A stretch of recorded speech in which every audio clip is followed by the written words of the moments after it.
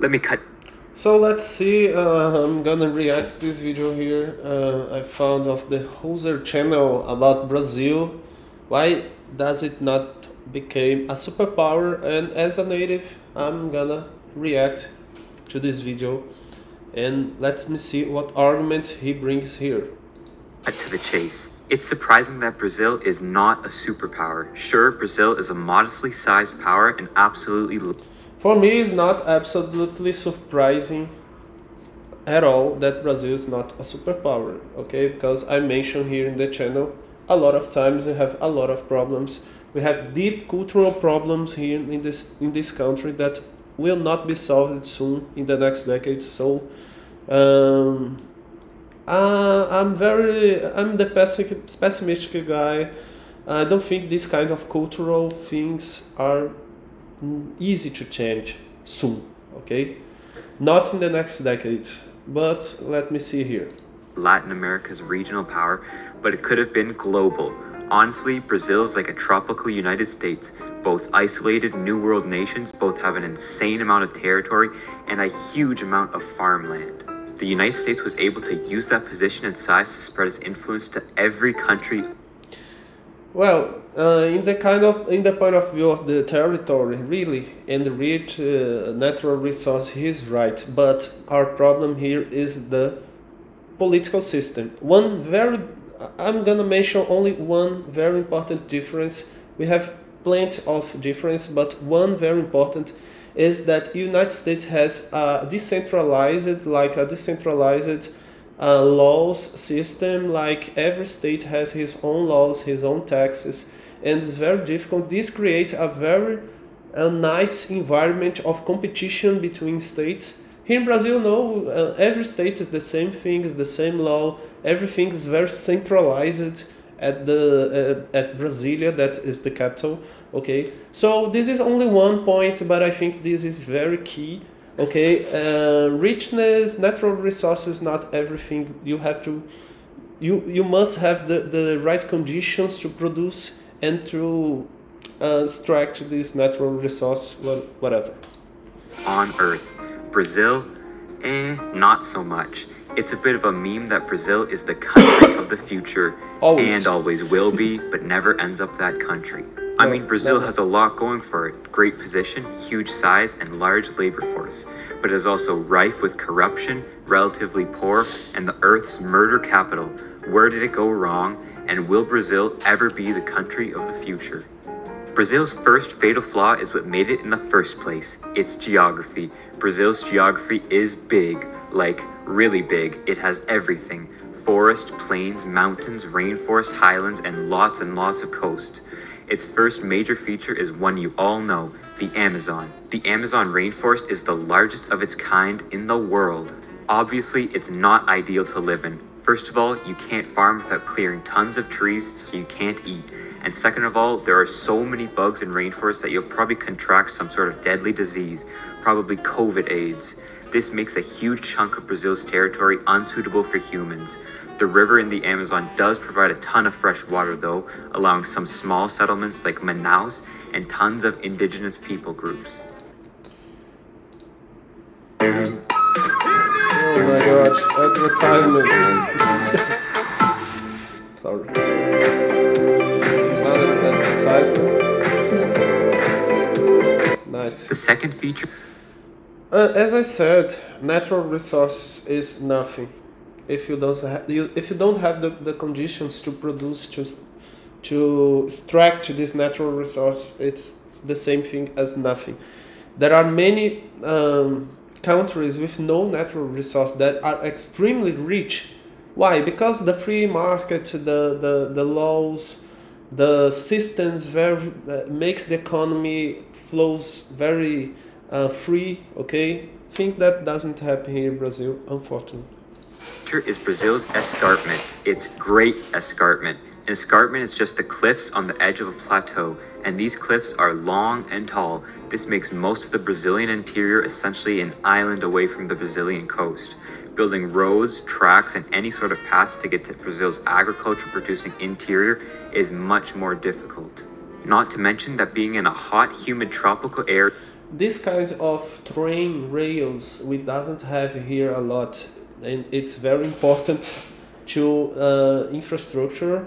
Unfortunately, we don't have this here, but it's not because of this reason that he mentioned it here, because of the cliffs, the mountains. It's just because there's lack of investment here in Brazil. Brazil, in the old history, in, in like, sorry, but when he was being colonized, he always have this extractivist objective, not develop the infrastructure. Was not like this in the history, so they simply didn't invest it in rails, in train rails like this. Okay, we have just roads here. That's not very efficient when you to transportation goods. So things at the end of the day are a little bit more expensive because we only have roads and not have trains. Area building roads and infrastructure is already harder because concrete and cement needs to be dry to set. But the real problem is most people are crowded on the coast, and there's lots of it. Brazil is the longest country from north to south, and without the technology to clear the cliffs, Brazil was basically Chile 2.0. There's a huge divide between the people and the things the people want or need. The escarpment likely stunted Brazilian growth by decades. Then there's the tropical issue. Tropical areas never grow as fast as temperate areas. A, they don't have a winter to freeze bugs and create coordination.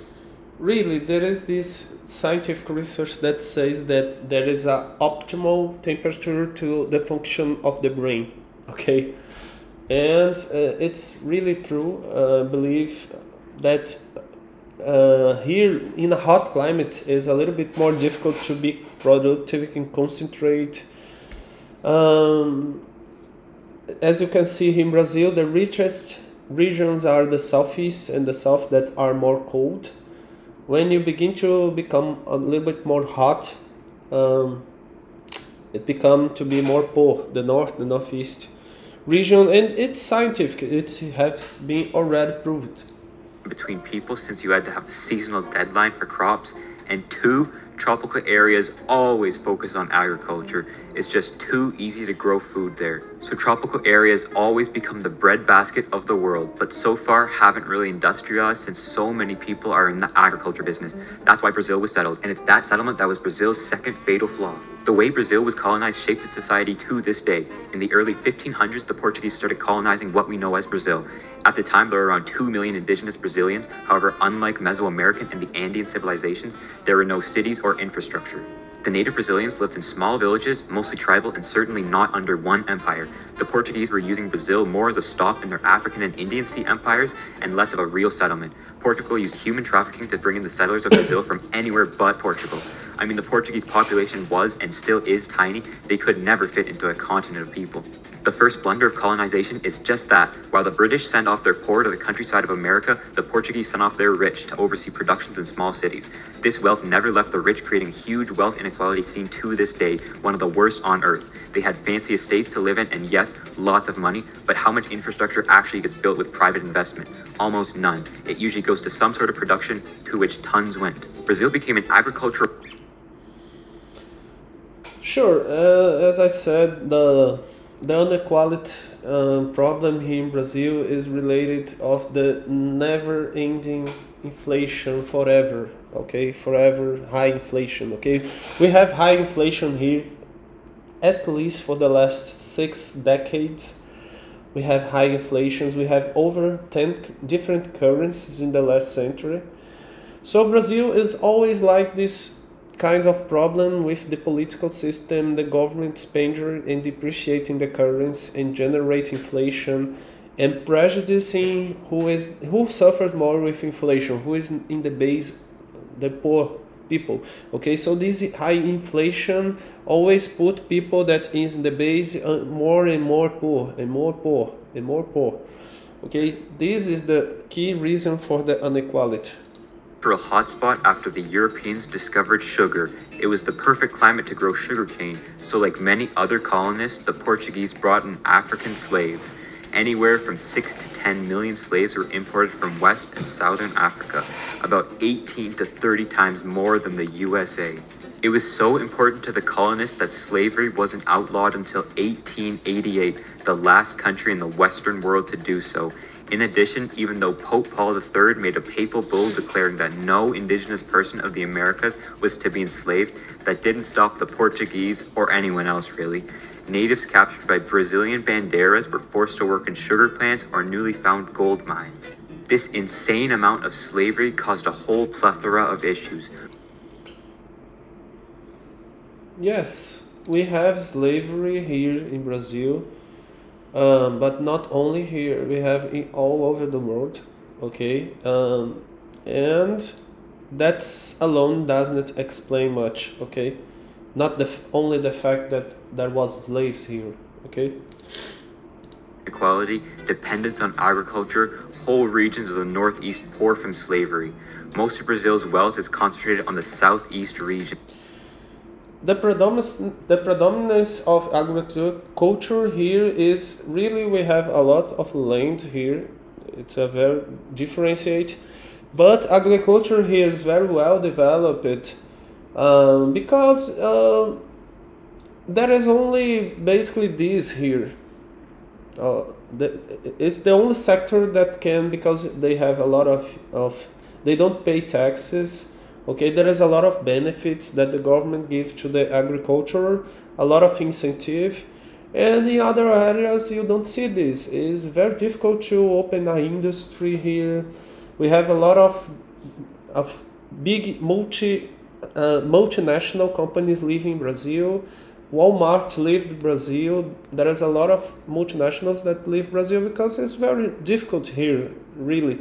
To be an entrepreneur, to hire people, the culture, the laws, the bureaucracy is very difficult, but the agricultural sector have a lot of benefits from the government, as I said, so it being developing and being more technological and being more productive is because of this. Outside of the tropical areas, the focus on agricultural production by the rich Portuguese settlers doomed its future. It's no surprise that with this agricultural history, Brazil nowadays would be a powerhouse of raw material. Its land is just perfect for it. Through farming, forestry, and mining, Brazil as a whole makes a lot. As I said, natural resource without the conditions to structure this resource is the same thing as nothing, as I said. Lot of money.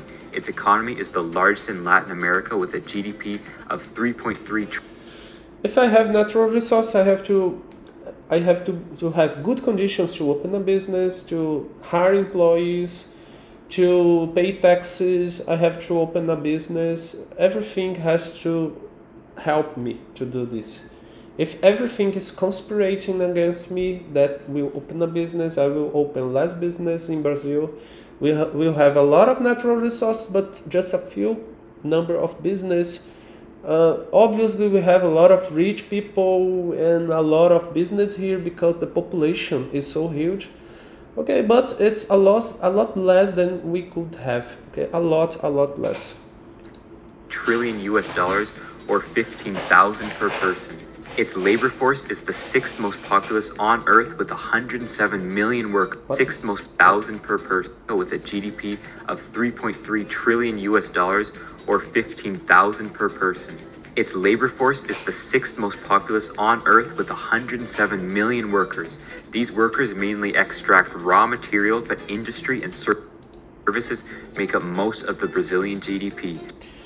We have a lot of workforce here, but are unqualified in a lot of the cases. We have a very huge scarcity of technical professionals because everybody want to have a high degree. Okay, so and the other part of the population that is kind of middle class study to be a public servant because there is a lot of incentives to be a public servant. So the end of the day, we have a very confused marketplace with a scarcity of technical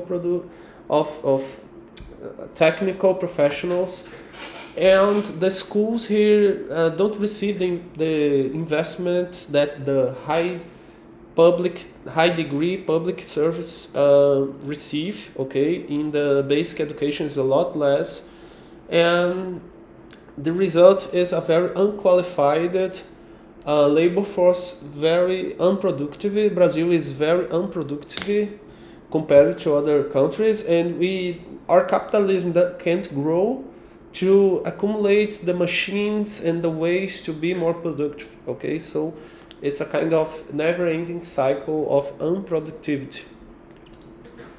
With Brazil producing a lot of steel and chemicals. But what they really produce is produce. Coffee, soy, beef, chicken, milk, sugar, tobacco, cotton, maize, and gold, iron, copper, bauxite, tin, manganese, niobium, nickel. Brazil is a major producer of each of these products. If industry keeps growing in Brazil and they can process the bulk of their products at home, then the world is in for a new economic power. The Brazilian population is 212 million, a quite large one, but it's not too stable. Even though the population has doubled in about 45 years and quadrupled in 70, the population will start to shrink in about 20 years. 30 million more Brazilians will enter the world before the collapse happens, but it will still hit them hard. They don't have an insane amount of wealth or jobs like Western Europe or Japan to deal with the demographic collapse, so things could get ugly. And areas which saw higher A era dos drones começou nas batalhas de larga escala do War Thunder. Novas formas de jogar com drones de reconhecimento. levels of slavery are less well off. For instance, the Northeast has a literacy rate of about 80%, whereas countrywide it is around 90%. But for a middle power, Brazil has had a huge amount of migration to it throughout its history. Southern Europeans, Eastern Europeans, and especially Japanese came to Brazil in huge numbers, driving Brazilian growth. But they didn't settle in the countryside, they went to the cities. Brazil is a very urban country with an urbanization rate of around 85%, many living in Brazil's two largest cities, Sao Paulo and Rio de Janeiro, both in the southeast. Yes. It's in these cities where another huge Brazilian problem reigns: violence. Brazil has one of the highest homicide rates on earth and ranks. And why we have this high violence rate here? I mentioned a lot in the channel the reasons, but let me see if he will mention the real reasons. Number one by total homicides. The violence here in Brazil is so insanely high, not because of the economic problems and the financial problems, because if it was like this, every poor country in the world would be a war, a violence, and it's not like this, okay? In Southeast Asia, we have a lot of poor countries, but are not dangerous as here, okay? I mentioned in the channel a lot of reasons, but I think the main reasons Brazil is so insanely dangerous, like when we compare to other countries, is because number one, the guns here are forbidden. They are allowed only for the criminals that don't follow the law, okay? And the criminals can have guns, and the people cannot have guns. So for me, this is a point very crucial. And the other point here is the laws. The laws are very good for the criminals, very, very nice for the criminals, okay? And I think that mainly the laws, okay? The laws, if the laws were more rigid, okay, we could have a very nice improvement in the decrease in the criminality here, okay? And I believe that guns prevents crimes, because when you are gonna rob somebody in the middle of the street and you know that the possibility of have guns, somebody with guns is very low, you have more incentive to do this. If you are a criminal, a lot of incentive.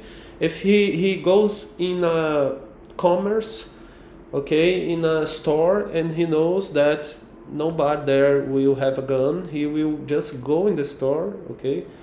So if a bad person does not have nothing to punish him, he will do it. And the laws are very weak, okay? And There is this high incentive to criminals here in Brazil. It's not lucky. It's because of the incentives. When something happens, it's because there is an incentive to that thing happen. It's more than China, the USA, Europe, and Russia combined. Many of the top other homicidals are also in Latin America. The Spanish colonies were made much in the same way as Brazil. Rich owners coming with... And I could risk that I can probably they have bad laws to criminals. In the United States you have different laws for each state, okay, and we have different criminality rates, and we can do research and we can see the difference between criminality in the states.